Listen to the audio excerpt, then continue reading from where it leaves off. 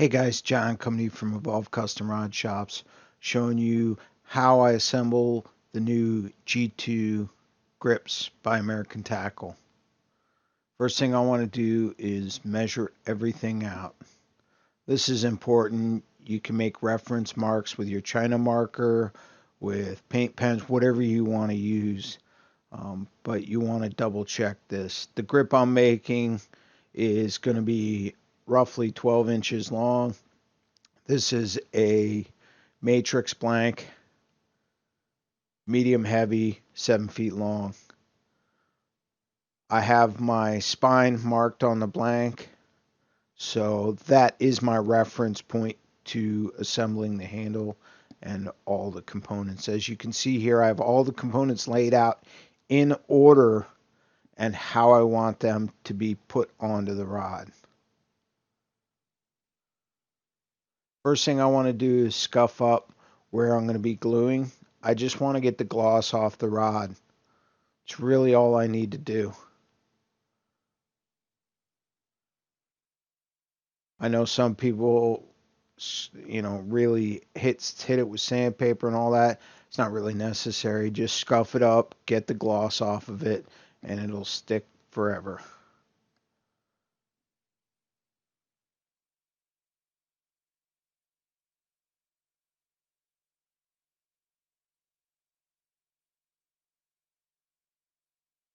I've taken everything. I've pre-reamed out all the holes. I'm mixing the epoxy now. One thing I like to do before I slide everything on is I like to wrap it in tape. This will provide easier cleanup, especially if there's any excess epoxy. And I only do it on the small ends because the bigger ends, you'll very rarely get it on the outside. So I put it on the smaller ends. I put enough on there, and then I make a little pull tab by folding it over. And that way I can just pull it off when I'm done, and it'll be clean. You can use low tack tape if you want. Um, so long as you don't leave masking tape on too long, it's pretty low tack, and I usually don't have any residual glue on there. Also want to get the threads on the reel seat. Mix up the epoxy, and then we're going to start lathering it on.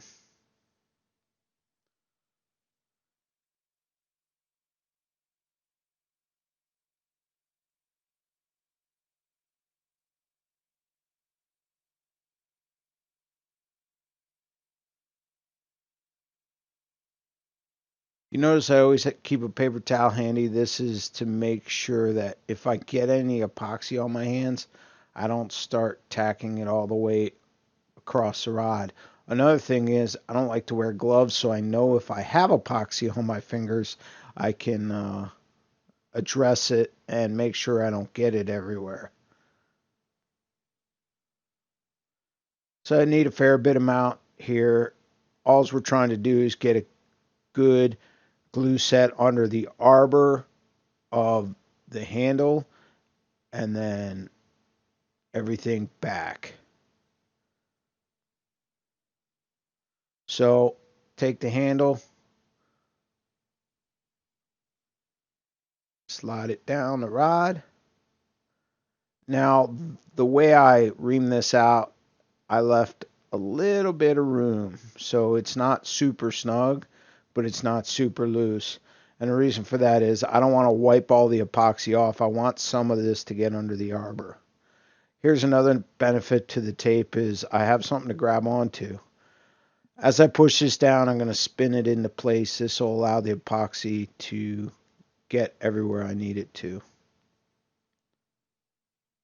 Next thing I want to do is the trim ring and the butt cap. I'm going to grab a paintbrush for this. Just gives me a little bit more detail than a popsicle stick, especially when you're dealing with these smaller parts. And I'm just going to go right around the edge where it's going to be glued into place. You don't need a ton here because it's not like a high stress, high use environment, but you want enough to where it's not going to come off. Slide that into place.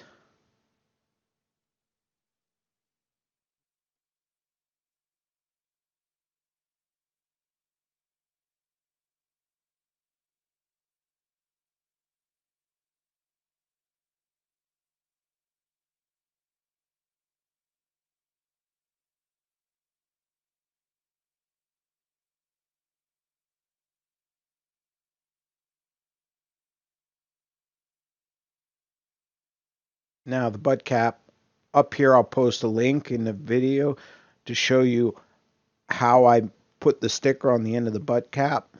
I showed a how-to video on that. Same thing with this. I'm going to put it where it goes on the inside of the blank and right around the edges where it's going to stick to that winding check that goes in between the grip and the butt cap.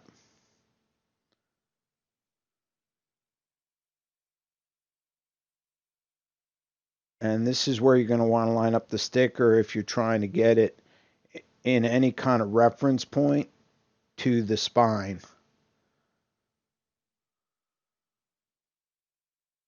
Okay. That's it. Push it all together. Don't worry if you see a little bit of epoxy. It's not a big deal. We'll clean it up later. Okay, now I want to get the winding check that goes on the top of the first grip.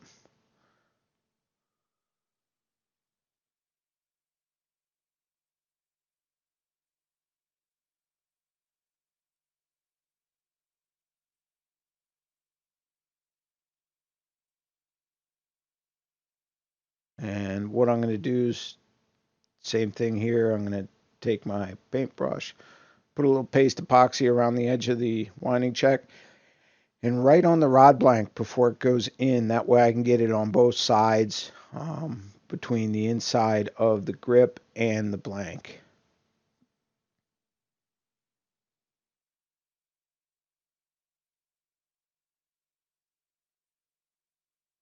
It's very hard sometimes to get a perfectly matched winding check, but luckily these come in 1/2 millimeter sizes, so you can get it pretty darn close.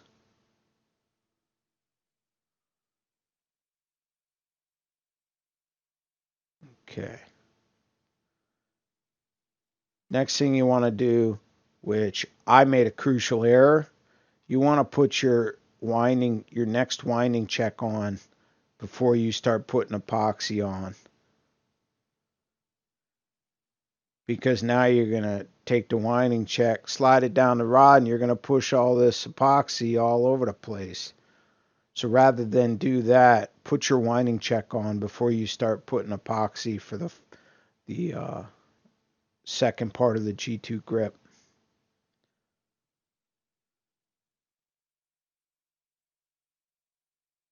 You know, luckily my camera battery died, so you don't get to see how I mess this up and what the effects is. But I should have put this on prior.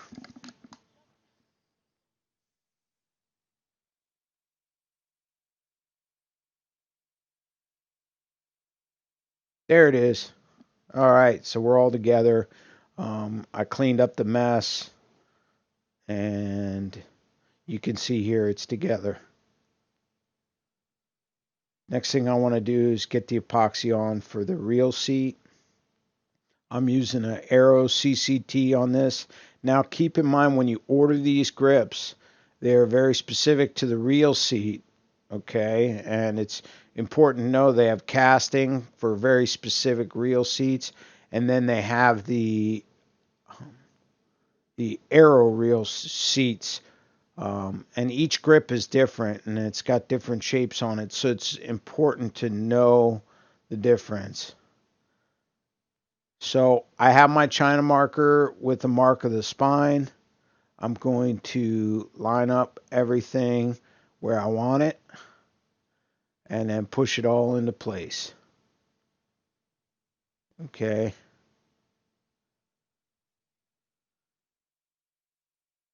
twist it around, get everything where I need it to get.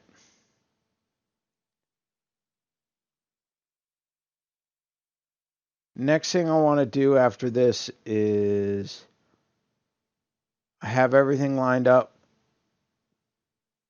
Double check your measurements, okay? Because you don't know, something might have moved. You might have lost one of your marks. And as you can see here, I want to make a final adjustment, so I'm going to slide it down a little. Now's your chance, because once this epoxy sets up, you're not going to be able to. Moved it about 1/4 of an inch or so to get it right where I wanted it. And as far as the grip length goes, it's totally up to the user.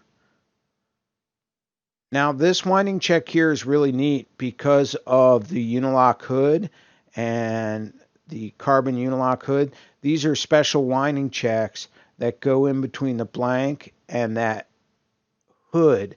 So what happens is it makes a seamless transition between the hood and the blank. Otherwise, you have a fairly large gap between the winding check on the hood and the blank itself. These things are really cool. Again, they come in a variety of sizes, all the way down to 1/2 millimeter sizes. But this we're just going to slide on. It goes all the way up to the reel seat. I'm not putting my hood on till later.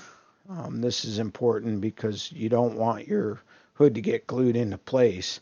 And you can put that on after the fact so long as you haven't put on any of your guides.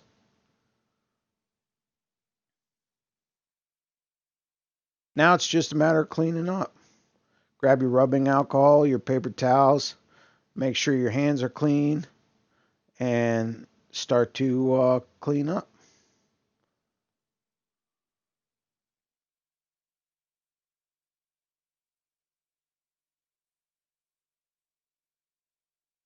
Of course, I get it on my rollers, so we're going to switch them over to these other rod supports. Just clean everything up.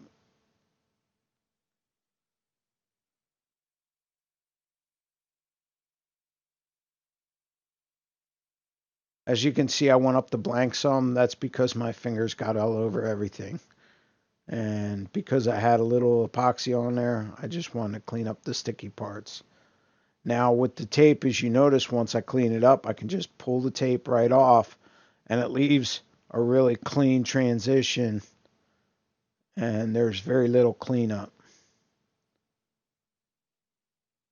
I usually do this in 2 parts. First part to get the bulky stuff off, if there's any like bulging out, any excess, and then I'll come back with a clean paper towel, littered fresh with alcohol, and clean it a second time. This is something I like to do. I've always done it. Don't ask me why, but I feel like I don't want the rear grip to separate from the butt cap. So I always run a cross of tape on there to just hold it in place while the epoxy sets up. This is not necessarily required because half the time the paste epoxy is going to hold it in place and you're not going to have any issues here. This is just OCD at its finest.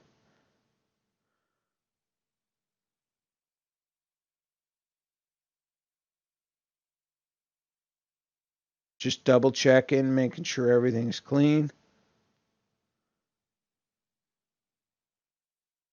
And again, if you have a little after everything's dried and everything's in place, you can usually take a little rubbing alcohol and get it off at that point. So long as it's, not caked on there or into the finish, you shouldn't have any issues.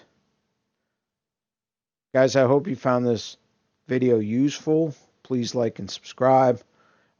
Stay tuned for future videos. I'm going to be doing a G2 handle with a blade reel seat, which is one of their casting reel seats. I'm excited to do that. Thanks again for watching.